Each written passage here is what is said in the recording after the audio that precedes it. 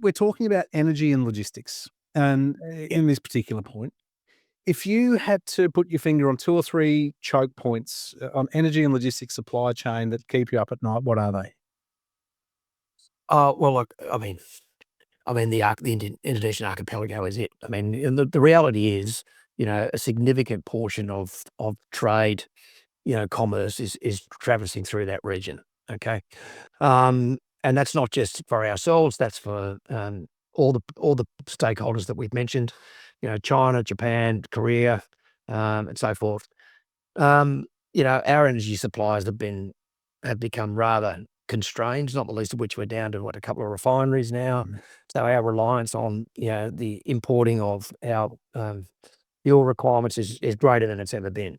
And so Singapore becomes strategically far more important than it's ever been, one would contend, and so forth. But of course, you're talking about geographic region of the world and country, the Indians, Indonesians, etc., the leaders of the NAM movement. So the challenge is how to um, ensure that those sort of countries are supportive of the actions that will be required, to allow the continuation of trade or the control of commerce. So you mentioned the thing about the LNG. Well, of course, if there was a decision to restrict trade to any country but guarantee to others, well, how do you do that in an environment where there's conflict going on? In this case, across that region. So the South China Sea down towards the archipelago, etc.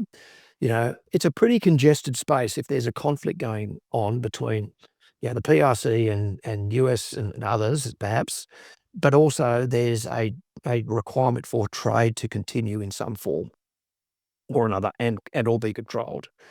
It becomes the world's most congested space. And for me, one of my sort of concerns is how that's going to be managed, right?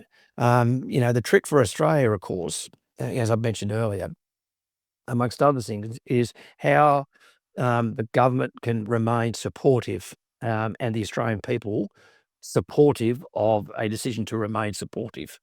When, they're challenged by going down to the local petrol station to be told there's no petrol, or going into the local supermarket saying, sorry, we don't have any bread left. Those are the things that will cut into everyday Australians, and suddenly, fuel, utility costs have gone up even more than Chris Bowen envisaged, in a single week, into a conflict, and suddenly the pressure's on there. And if you're going to redirect supply, geographically, where is that going to occur? How is that going to be maintained in terms of security and all the rest of it? There's a lot going on there to consider. But look, sea and air lines of communications. I mean, if you put a map down of the region and tried to put all that over the top, I mean, you wouldn't be able to see the geography. I mean, there's just a lot of stuff going, as we all know, and our reliance on it for trade is extremely important to the economy and to big industry in this country. And any disruption or change in that is going to have a significant impact. The question is, how well have we prepared ourselves collectively for that? And how are we going to manage that if and when it does occur? And like you said earlier, mate, like, it's not necessarily, it's a lot of those non-kinetic effects that can take effect at the push of a button now. For example, if there's an electronic, warfare attack that can cut communications to chips that are required to refuel vehicles that are sitting in petrol pump houses. Your electric power all of a sudden doesn't work. Your mobile phone doesn't work. Your iPad doesn't work. How do you communicate? How do you, that can, it's almost like a scene out of The Walking Dead. Yeah, no. Look, that's true. And I mean, that's a good point. For example, you could realistically see, the petrol station would have the fuel there, but if you suddenly couldn't pump it, then you've effectively shut it down. Right. So there are ways and means to attack that particular problem set. But at the end of the day, one of the critical things in a conflict of any nature is public, national will. And the question, one has rightly should be asking is, does our country have the national will, or will it have the national will in a contingency and at the scale that we're talking about? Well, I'm not sure. I mean, we've demonstrated behaviours as a country that in some respects would give rise to some concern about what degree of national will we would see demonstrated in a conflict of this kind of nature that we're talking about here. Some would suggest that, we're too selfish and we're too self-centered to be concerned about, anybody else except ourselves.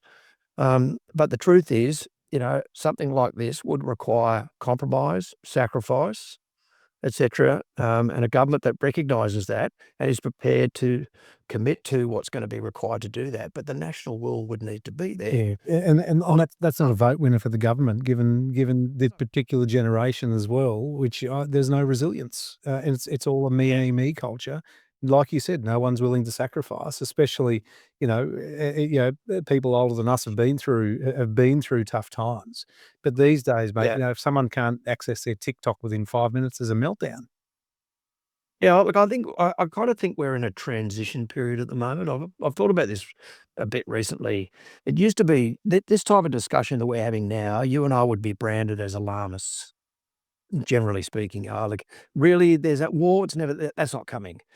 You don't hear that kind of rhetoric anymore when people in public discourse, media, etc., are having these types of discussions and talking about PRC aggressive behaviours, coercive behaviours in the region, manipulation, around the Southwest Pacific island nations, and so forth and so forth. Um, but it hasn't transitioned to a point where there's an acceptance that this threat is actually imminent. And therefore, how well prepared are we or postured now? And what do we need to do now or as quickly as possible before the referee might blow that whistle? So that's why I kind of think we're in a transition period. We've crossed the alarmist sort of rhetoric. To be honest, I rarely hear that now. People kind of, I think, accept that this is a possibility. But what they haven't been either accepted or been encouraged enough to think is, yeah, shit, we need to do something now. Yeah, yeah. And what can we do now collectively, in a whole of government effort, whole of nation effort? Are we engaged collectively with industry to prepare industry for these contingencies, the public, defence, the whole shooting match? I just don't think we've quite crossed that point yet. No, I guess, we talk about now and being prepared, but, after World War II, the government said, "Okay, here's what we need to do so that, we're resilient and have our own sovereignty, if this ever happens again." And that was increasing manufacturing. For example, car manufacturing was one of them, so that we could retool if need be Yeah. quickly. Now, okay, you can't necessarily retool a car factory here to make an F-35 or a submarine, but Well, we don't have it. We basically depleted our that's it. manufacturing capability Yeah. writ large country. That's it, and we don't. So that's a challenge for us, right? I mean, that's what I would describe Todd as an own goal. Yeah, it was a good one too, but there's still a few more of them. Like, look, we've got no stockpiles. Where's our stockpiles of aluminium? Where's our stockpiles of things that we need to create stuff here so that we can be sovereign and not have to? And you can see the US are doing it now, right? That very inward-looking focus of bugger everyone else. We're going to look after ourselves. It seems like we've wasted those 80 years, Paddy. Yeah. Well, I think in fairness, it's easier for the US administration and the US population to feel that a conflict at some scale in the Indo-Pacific, likely to counter a PRC aggressive action or behaviour, is more imminent than it is to us as Australians. I would suggest that's almost a fact. It would be hard to get Americans to think, oh, that's not possible. Our degree of involvement in such a thing is the bit that's missing in terms of it's an understanding from um, the Australian population writ large. I think many Australians, if you ask them, would say, I don't know, what would we do? We don't have the military capabilities to directly take on the kind of things that we saw on TV the other day that the Chinese have got, et cetera. And they're right to say those kinds of things writ large. But there's a number of ways in a coalition sense that Australia would make a contribution to a counter PRC action and so forth. That's not just, military capabilities alone, etc. But the truth is understanding what that would look like is the first step. And I'm not sure I don't have the confidence that the government of the day completely understands what that would look like in its entirety. I mean, sure, there's the public rhetoric and the understanding that, the US is gonna wanna sort of, use Australia. Some call it, as a flat top, to project into the region in a fight and so forth. And of course, that may be the case, and, that's the decision for the government of the day to make and all the rest of it. But there are some investments and agreements between the two countries which are, positioning, for those eventual or those contingencies and such, I should say. But the truth is, I think in the main, most people don't really, outside the military circles, have a very clear understanding or confidence about will what it will look like, and therefore how we will need to posture and what we will need to prepare ourselves for, not just in a military sense, but across the board to continue, I guess, for want of a better term, to continue to function as a nation, which would be to continue with our day-to-day sort of lives, to support the war effort, if there's such a thing, to support, the continuation or the diversification of trade, if that occurs, and the like. To me, that's the work that's ahead, is to get that understanding. And of course, that's all going to have to be driven by the government, for the government to see and accept that, and then set the conditions in a policy sense and otherwise, for us to move in that kind of direction. But it will take a unifying effort. Um, I think the truth is, because of the scale and the technologies and that involved, it will happen so quickly, we won't have a chance to get a second shot at it. It won't be a case where we would get touched and then, well, that would wake us up and then we get ourselves sorted out. The capabilities and stuff exists, in across the board, both kinetically and otherwise, that could bring us to a standstill pretty quickly, in terms of, to me, the impact on national will and the government's will. So that's a challenge, right? For us. And it only takes some key industries to start falling over and suddenly, stop functioning, that hurt us, really bad. Yeah, like you said, fuel, that's one of them, and we're already below peak requirements of what we need to maintain, not only to keep us functioning, but under certain mandates that we've signed up to as well. That's a problem. Yeah, but look, we're a commodity-rich country, so it doesn't take, much to work out that one of the targetable vulnerabilities for us, is, of course, our commodities. And if that can be controlled or constrained or whatever, that's gonna have an impact on us at some scale. Yeah. At some scale. Well, and that's the thing, we're commodity rich, but manufacturing poor. And like you said, the Chinese rely on our iron ore. Without our iron ore, they can't make steel. And if they can't make steel, their economy's almost, their economy stops. So there's got to be some consideration there for them as well, as to how they play with us. And again, they're the puppeteer at the moment. And I'm sure they are considering all of those things as well. Well, mate, on your whiteboard, what are the top 3 things you would write down for Australia's to-do list, tomorrow, so that we can build resilience in our region and sovereignty? And it's actually achievable. Oh, yeah, look, that's a difficult question, like, to me, fundamentally, it comes back is to I mean, it sounds sort of, um, oh, I don't know, it's an acceptance of the reality for me, like, what I'm not seeing is I'm not seeing behaviours, policy settings, being set, in a unified sense, which accepts, the contingencies of the circumstances within which all this discussion is centered around, and that is, a conflict of scale in our region and potentially in our homeland directly, that's of such scale that requires a national effort.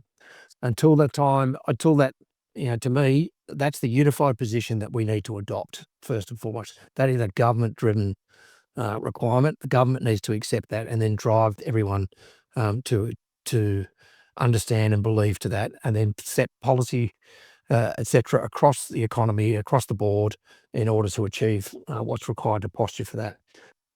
So to me, it's acceptance of reality, posture accordingly, and then message uniformly. I think one of our challenges is the absence of both unified and or consistent messaging is killing us in this country. Um, uh, to be honest, and it's easy to be critical of the government of the day, but successive governments in this country for some time have been unable to message clearly both good and bad news. And they've certainly been very unable, it would seem, to successfully or to communicate success or good news. Um, I don't know why. It's a bit like the Liberal Party's lost its capacity to campaign. Mm. Um, I don't know why, but it's really damaging. And public confidence is sort of swayed by a whole number of things at the moment. I don't want to get into an argument about steers from the left to the right and extremisms and all the rest of it. There's enough to worry about there.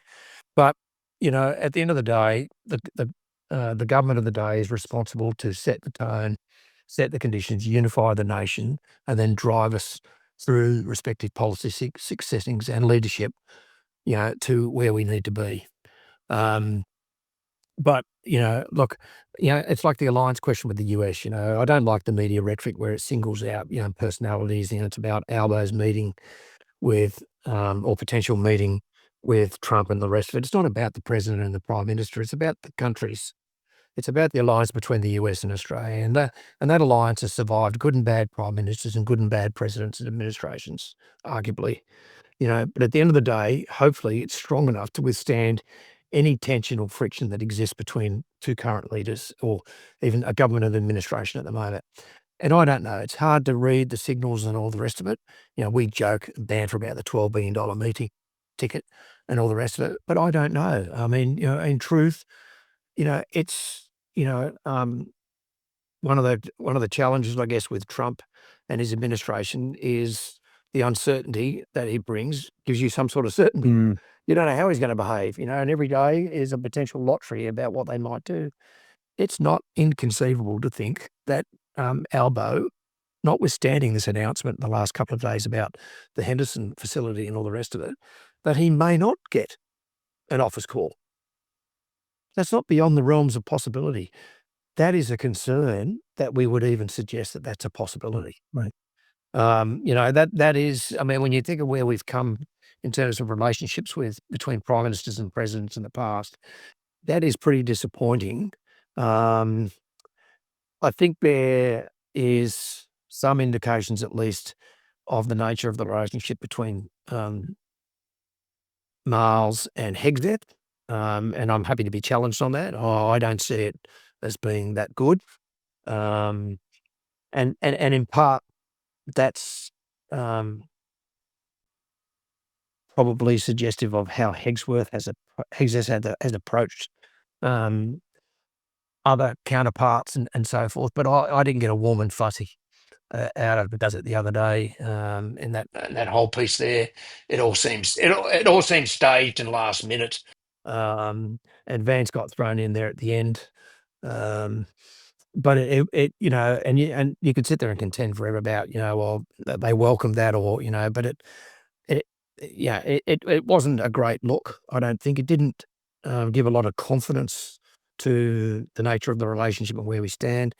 Now, notwithstanding the $12 billion question and all the rest of it, the reality still sits there, I think, in the US, that they are under pressure at the moment to deliver to the production timelines that they need for the Virginia classes and all the rest of it, and we have arguably sent a lot of mixed messages over the last couple of years at least, about reliability on us and all the rest of it, that whether or not we should be afforded some priorities over US interests and US requirements. And it all sounds pretty small, like, oh, we're talking about one sub, that's a big issue, right? When you're talking about the scale and the nature of these technologies, the capabilities themselves, what the conflict may look like and the impact that they could have, that is a big difference for the Americans. And there is no doubt still a number of Americans over there, and some who have voiced accordingly, that why should Australia be given these priorities over the Americans, which fundamentally is challenging the AUKUS agreement itself. And then at home, you sort of throw that on top of the pressure that exists in one department alone, across the board, in order to fund something that people still don't have necessarily full confidence in. Now, the reality is, whether people accept it or not, is the fracture. That to me, there is a degree of fracture within the Department of Defence, and it's understandable. I mean, there's a lot of money been redirected and invested into the submarines piece with AUKUS and all the rest of it, at the expense of a number of other portfolios and programs and stuff within the department. There is already some exponential challenges for defence in terms of recruitment of the workforce, retention and so forth. There's a lot of extant issues at the moment which are suffering because of funding at the moment. I mean, defence is really challenged at the moment. And, there's a number of pundits out there at the moment and commentators who quite rightly say, well, this is all well and good, but all the talk and all the policy announcements and all this thing from the government is all about the future. Yeah, what about now? So so you can contend whether or not that will or will not come to fruition. But the reality is, what's dealing with the here and now. And it's almost like we won't have certain things because it won't matter about the future, because it will have gone or disappeared, or depleted, because it didn't get the attention and the resourcing and the priorities that was needed now. Unfortunately, defence's Achilles heel is not its ability to deliver in warfighting sense, because it's quite rightly got a deserved reputation for being very good, very successful at that. But we're talking about something that would potentially involve the mobilisation of the entire Defence Force and then some. You'd actually have to mobilise the country and recruit more into defence. Now, we haven't done that since the 40s, right? And that's a huge difference, a huge difference. And we've got redundancy challenges in the workforce. We've got capabilities, major platforms which are end of life, having difficulty being maintained.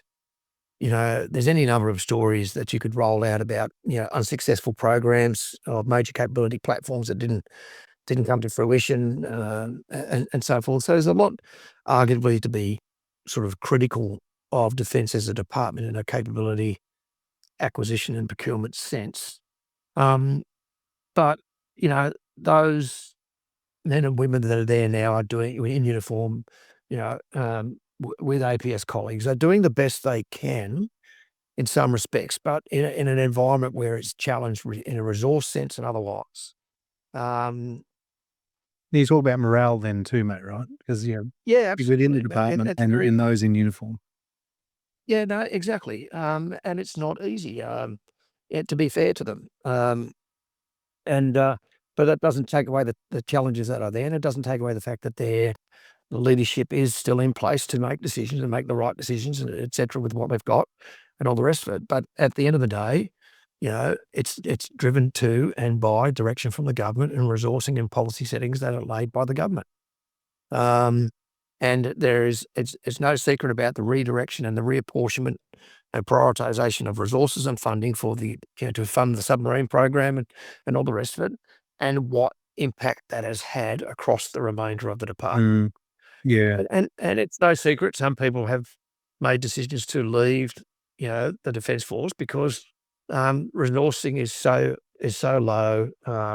There's a degree of hollowness across the Defence Force that is not healthy by any stretch. There isn't sufficient incentive, it would seem to some, to remain there, and that's the challenge, for General Fox and others like that, to how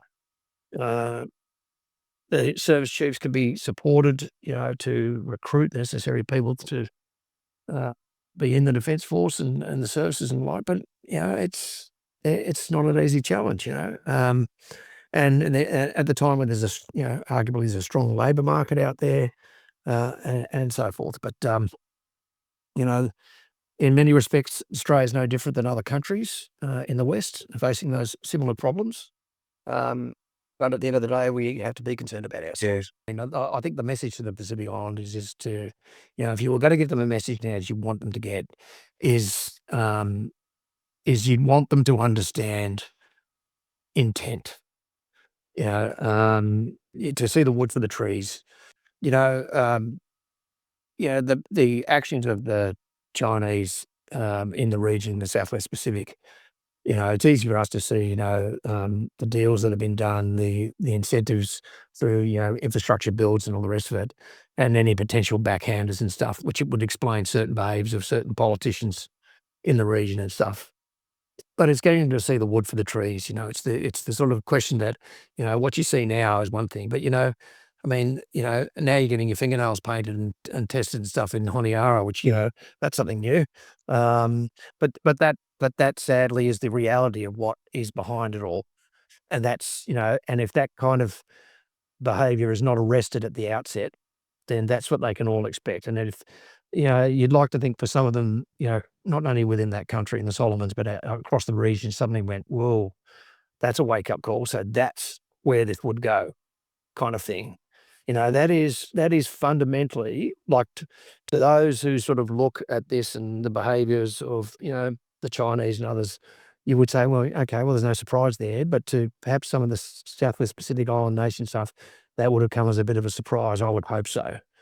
And importantly, what would that mean then in their engagements when pressured by the Chinese in the future? Right, because nothing is made what it seems. You get a brand new building, but it comes at a cost. Exactly. And that card may not get called tomorrow or next week, but it might come in 3 years or 5 years' time when you least expect it. But there will be an expectation that there is a debt of some description. For those who study this, and this is the gain, that would not have come as a surprise, but it's a significant message.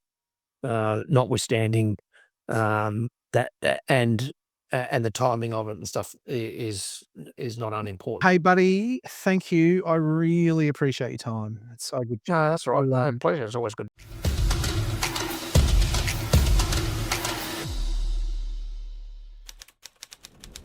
That's it for this episode of the VAXA Bureau Intelligence Optimised podcast. If you found value here, subscribe, rate the show, and share it with someone building the future of critical industry. The path of leadership may be solitary, but the future of leadership is coactive intelligence.